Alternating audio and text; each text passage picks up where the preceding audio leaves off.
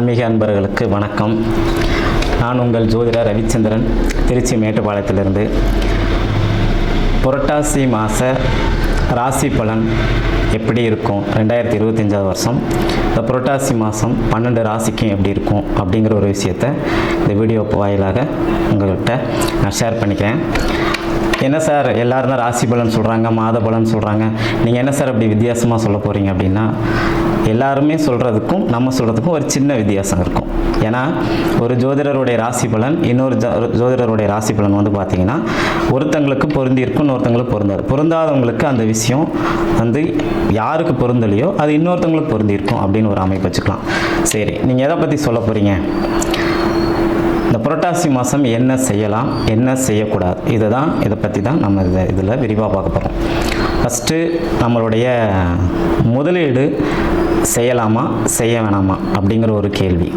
எது செய்யலாம் எது செய்யக்கூடாது, ரெண்டாவது ஒரு விஷயம், அப்பா அம்மாவுக்கு எப்படி இருக்கும், அதே மாதிரி எந்த கோயிலுக்கு போய் வழிபாடு செஞ்சால் நமக்கு நன்மையை தரும், யாருக்கு திருமணம் கைகூடும், அதே மாதிரி யாருக்கு காதல் வந்து சக்ஸஸ் ஆகும், காதலால் பிரச்சனை இல்லாமல் வாழ்க்கையில் செட்டில் ஆகக்கூடிய அமைப்பு இருக்கும் அப்படின்னு, கடன் யாருக்கு தீரும், அதே மாதிரி ஒரு மருத்துவ சிகிச்சை எடுத்துகிட்ருக்குறோம், இது எங்களுக்கு வந்து இந்த ட்ரீட்மெண்ட் எப்போ வந்து முடியும் அல்லது கட்டுக்குள்ளார இருக்கும், எப்போது சரியாகும் அப்படிங்கிற ஒரு அமைப்பு, வீடு யாருக்கு அமையும் அப்படின்னு பலதரப்பட்ட கேள்விகள் நம்ம இந்த ராசி பலனில் வந்து பார்க்க போகிறோம். மிதுன ராசி ஆன்மீக நண்பர்களே, உங்களுக்கு இந்த மாதம் புரட்டாசி மாதம் எப்படி இருக்குன்னு சொல்லி பார்க்கலாம். புரட்டாசி மாதத்துக்குரிய கிரகம் வந்து புதன். அந்த புதனுடைய இன்னொரு வீடு தான் பார்த்திங்கன்னா நம்மளுடைய மிதுன வீடு.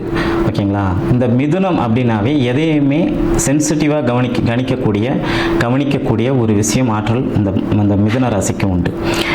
அதாவது மாதத்தில் புரட்டாசி மாதம் ஆரம்பித்த உடனே பார்த்திங்கன்னா உங்களுடைய ராசியிலேயே பார்த்திங்கன்னா குரு பகவான் இருக்கிறார். குருச்சந்திர யோகம் உங்களுக்கு அமைஞ்சிருக்கு. ஓகேங்களா, எவ்வளோ பிரச்சனை இருந்தாலும் அடித்து காலி பண்ணிவிட்டு அந்த பிரச்சனையிலேருந்து வெளியே வரக்கூடிய சகல வித்தைகளும் இங்கே இருக்கக்கூடிய குரு பகவான் உங்களுக்கு தருவார்.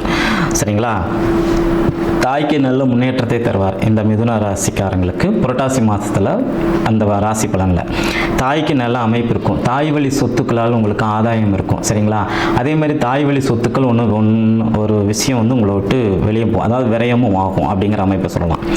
முதலீடு வந்து பார்த்திங்கன்னா புதனுடைய துறைகளில் அதாவது என்னன்னா டெக்னாலஜி சார்ந்த ஒரு விஷயம், இந்த கேமரா, இந்த பென்ட்ரைவு, ஓகேங்களா, டெஸ்க்டாப் கம்ப்யூட்டர், இந்த மாதிரி சார்ந்த ஒரு விஷயத்தில் நீங்கள் முதலீடு செஞ்சிங்கன்னா உங்களுக்கு ஒரு நல்ல அமைப்பு தரும்.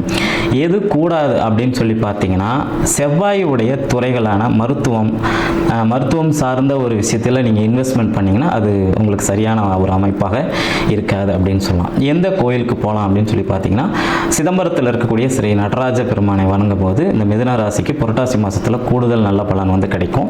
ப்ளஸ் இப்போ நம்ம வந்து திருப்பதிக்கும் போயிட்டு வரலாம். ஏன்னா புரட்டாசி மாதம் முழுக்க பெருமாளுக்கு தான் விசேஷம்.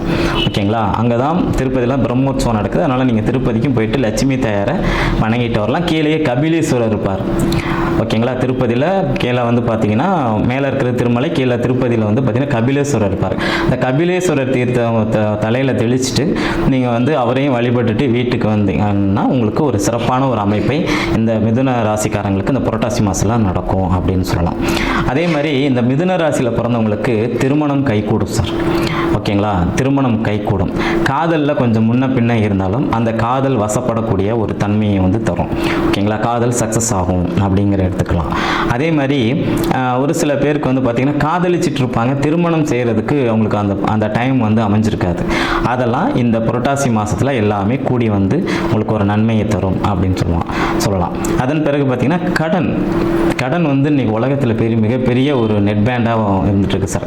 இந்த கடன் வந்து பார்த்திங்கன்னா இந்த மிதுன ராசிக்காரங்களுக்கு புரட்டாசி மாதத்தில் கடன் அடைந்து ஒழிவதற்கான வழி ஏதாச்சும் ஒரு வகையில் உங்களுக்கு வந்து கிடைக்கும் அப்படின்னு சொல்லலாம். சரி, அதன் பிறகு பார்த்திங்கன்னா இந்த நோயில் வந்து பார்த்திங்கன்னா உங்களுக்கு அடிக்கடி சளி பிடிக்கிறது, நுரையீரல் சார்ந்த பிரச்சனை இருக்கிறது, நரம்பு சார்ந்த பிரச்சனை இருக்கிறது, இதெல்லாம் தீர்க்கப்படக்கூடிய ஒரு தன்மையை கண்டிப்பாக தரும் அப்படின்னு சொல்லலாம். அதன் பிறகு பார்த்திங்கன்னா வீடு அமையக்கூடிய அமைப்பு வந்து பார்த்திங்கன்னா இந்த மிதுன ராசிக்காரங்களுக்கு புரட்டாசி மாதத்தில் நிச்சயமாக ஏதாவது ஒரு வகையில் அவருக்கு ஒரு நல்ல பலன் வந்து தரும். அதே நேரத்தில் கொஞ்சம் கடன் வாங்கி செய்ய வேண்டிய ஒரு சூழ்நிலையும் வரும். முன்னாடி வந்து கடன் அடையும்னு சொன்னேன், மறுபடியும் கடன் வாங்க வேண்டிய சூழ்நிலை, பழைய கடன் அடைஞ்சு புது கடன் வாங்கக்கூடிய அந்த சூழ்நிலைகளும் இந்த மிதுன ராசிக்கு புரட்டாசி மாதத்தில் வந்து அமையும் அப்படின்னு நம்ம சொல்லியிருக்கோம். சரி, தொழில் சார், ரொம்ப பேர் வந்து கேட்குறோம், நம்ம வந்து தொழில் அமையலை சார், இந்த தொழில் அமைஞ்சால் நம்ம வந்து என்ன சார் பண்ணுறது, தொழில் அமையாமலே இருக்குது சார் அப்படிங்கிறவங்களுக்கு புரட்டாசி மாதத்தினுடைய இறுதி காலத்தில், அதாவது புரட்டாசி மாதத்தினுடைய 27, 28, 29 இந்த தேதிகளில் வந்து பார்த்திங்கன்னா உங்களுக்கு தொழில் வந்து ஒரு சிறப்பான முறையில் அமைகிறதுக்கு வாய்ப்புகள் மிக மிக அதிகம் அப்படிங்கிற ஒரு அமைப்பு இருக்கும். வாகனம் சார்ந்த துறைகள், அதே மாதிரி இந்த கேஸ் வந்து நம்ம வந்து பணத்தை கையாளக்கூடிய ஒரு அமைப்பு, இந்த அமைப்புலலாம் நமக்கு வந்து ஒரு தொழில் கிடைக்கும் அப்படிங்கிற ஒரு அமைப்பு எடுத்துக்கலாம். ரெண்டாவது, உங்களுடைய புரட்டாசி மாதத்துக்கு பக்கத்துலேயே, அதாவது துலாத்திலே செவ்வாய் இருக்கனால பார்த்தீங்கன்னா மிஷினரி சம்மந்தப்பட்ட ஒர்க்கு, இந்த 3 ஒர்க்கு வந்து பார்த்தீங்கன்னா யூனிஃபார்ம் சர்வீசஸ் சார்ந்த ஒர்க் எல்லாமே பார்த்தீங்கன்னா இந்த மிதுன ராசிக்காரங்களுக்கு இந்த புரட்டாசி மாதம் கண்டிப்பாக ஒரு நல்ல மாற்றத்தை, அதாவது வேலை மூலிமா உங்களுக்கு வந்து நிச்சயமாக தரும் அப்படின்னு சொல்லுவாங்க. தாய்க்கு ரொம்ப நல்லா இருக்கும் அப்படின்னு சொல்லியாச்சு.